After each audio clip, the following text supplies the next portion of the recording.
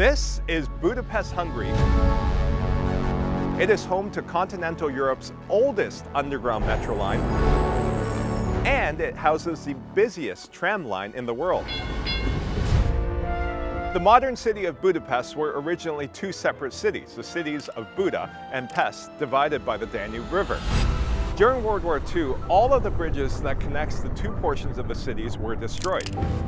And thereafter, they've built 2 metro lines and 9 bridges that connect the two halves in the modern day. Today, I'm going to take you on a tour of Budapest, Hungary, by transit, by cycling, and by walking. And then we're going to give Budapest, Hungary a human mobility score.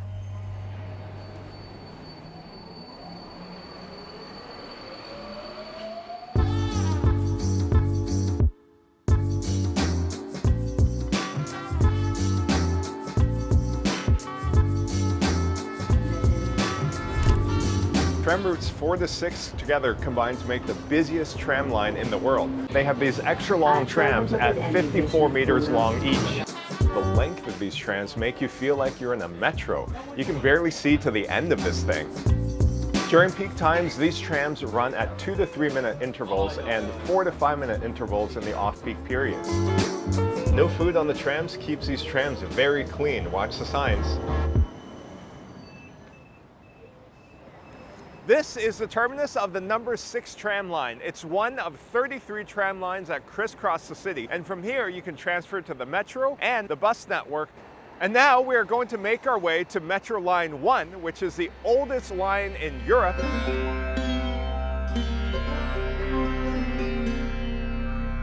I don't know what I'll find in the historic M1 line, but this sign already makes me curious. Let's go see.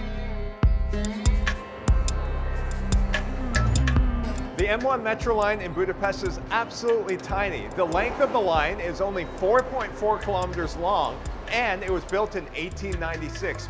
Each station along the M1 line is a museum piece on its own. And now let's check out the inside of the oldest metro cars in mainland Europe. This metro car is absolutely tiny. There are only 16 seats in here. 17, 18, 19, 20, 21. That is only 21 steps between here and the platform of the metro line.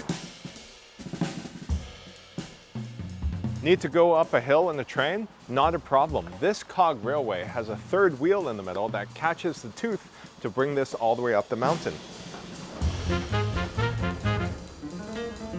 For most of this railway, it's single track, so this is the only place where the two trains meet.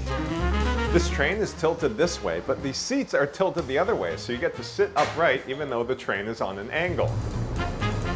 Put one of your bikes on these bike racks and allow the train to do the work, and then ride down the hill. Whee!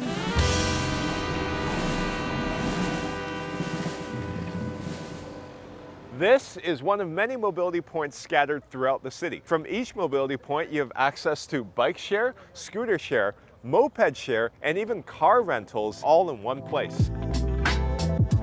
These lime green bikes are part of the city's bike share system, which they've instituted with Nextbike. This map shows the 143 docking stations that contain about 2,000 bikes in the system. This bike share system will only cost you €1.25 per month, and you can take them out for 30 minutes at a time for free. These Bubby bike shares feature an adjustable seat post with numbers on it, a phone holder, and a tough bicycle basket in the front with lots of bungee cords. Let's take a ride.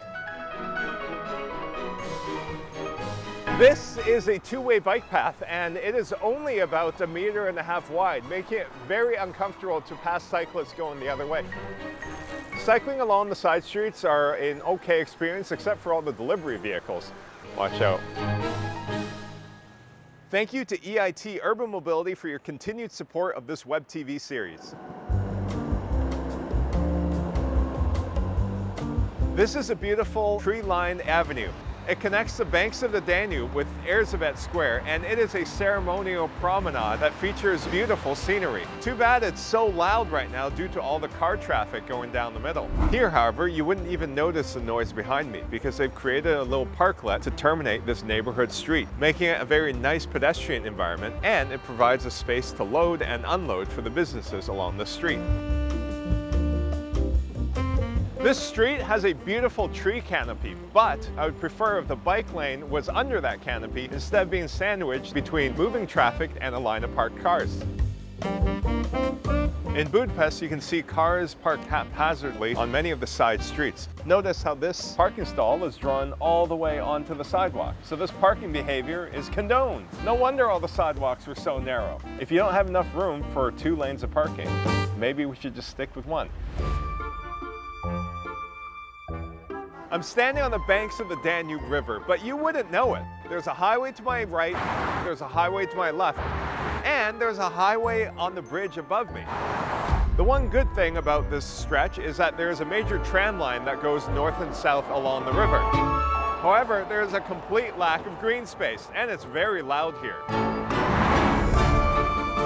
This is the only sliver of sidewalk I get along the Danube River. I'm surrounded by traffic and I just wish there was more pedestrian space so I can take my time and enjoy. This narrow 2-meter wide path is blockaded by barriers on both sides and it's really difficult to squeeze through. This cyclist, for example, has to wait for this group of pedestrians to pass. It's a beautiful view, lots of people walk here, but it's all given over to cars.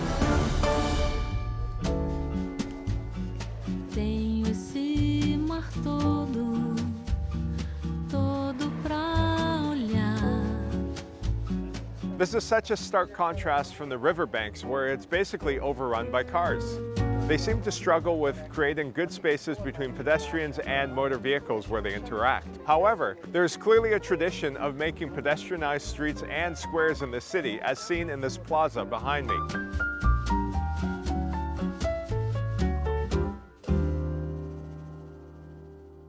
And this brings us to the end of this tour of Budapest, Hungary, and now we are going to give the city a human mobility score.